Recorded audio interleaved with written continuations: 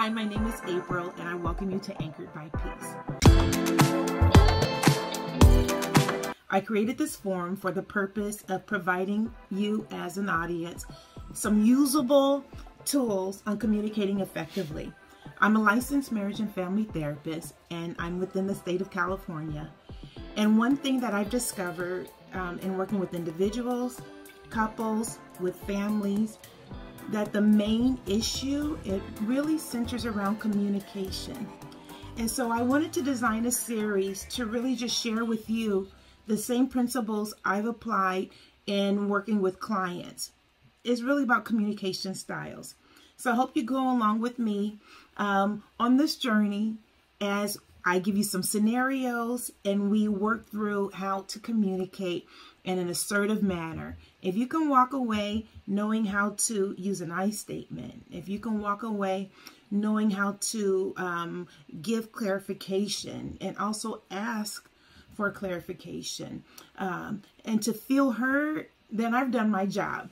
So I hope you really take advantage of this opportunity and join me on this journey.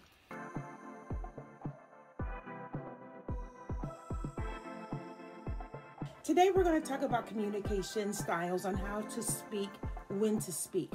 In the previous videos, we talked about the 4 communication styles: passive, passive-aggressive, assertive, and aggressive. The goal will be to speak assertively. By being assertive, you will be able to articulate your needs, your thoughts, while also respecting the thoughts of others and their wishes and coming to a good understanding. So let's talk about when we can have this conversation.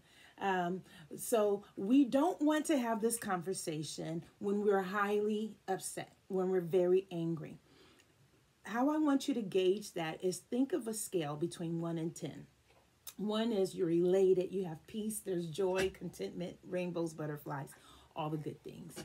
And then on the 10, you are beyond angry, you're seeing red, you're anxious, you're shaking.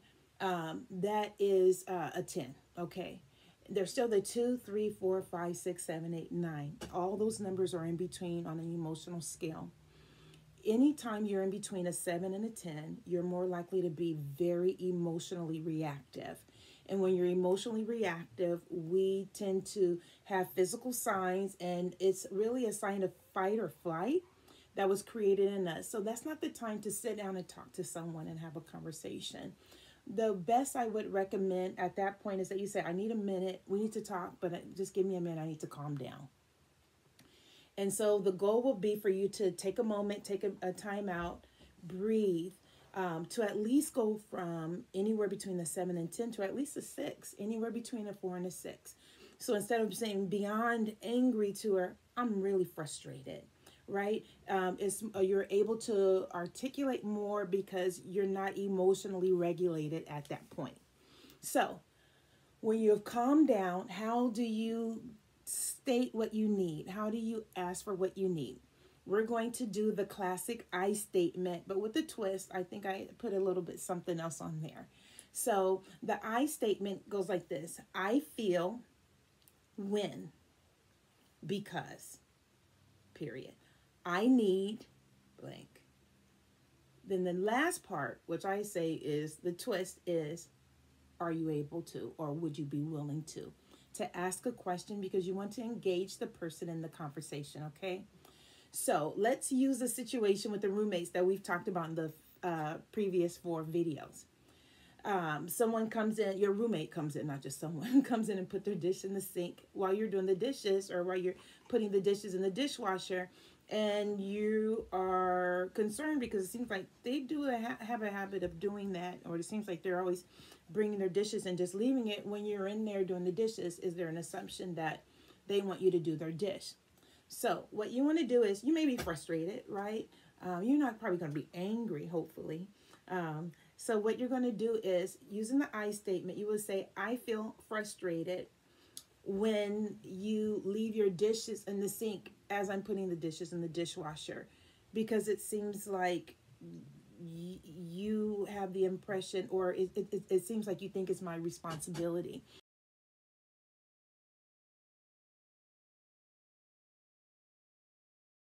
But this is what I need. I need us to have some clarity as far as what our roles are and when we are going to do the dishes. This is the question. Would you be willing, if we split it, that you take Tuesday and Thursday and I take Wednesday and Friday? Would that work? So imagine in that statement, it's very specific. When I say I say I feel frustrated. I cannot say, or you should not say, I feel you're taking advantage of me. You taking advantage of me is not a feeling. It's an assumption. So I want to caution you to not make any assumptions as to the why of a person's behavior. But you can talk about what it does for you. So to say, I feel frustrated when you want to point out the behavior, not when you take advantage of me, because again, that's an assumption. But when you leave your dishes there when I'm racking or stacking up the dishwasher, that's specific. Okay, so I feel frustrated when you put your dishes there because, this is the next part, how it affects you. What does it do for you when this happens? It seems like I'm the only one that takes responsibility of doing the dishes. I don't want it to be that way, right? And a person can't argue with that. You're just expressing your opinion or your impression. And then to end it off with, I need. And are you willing to? And so I hope you can practice that. Try it out. And this works in any situation. This was just an example.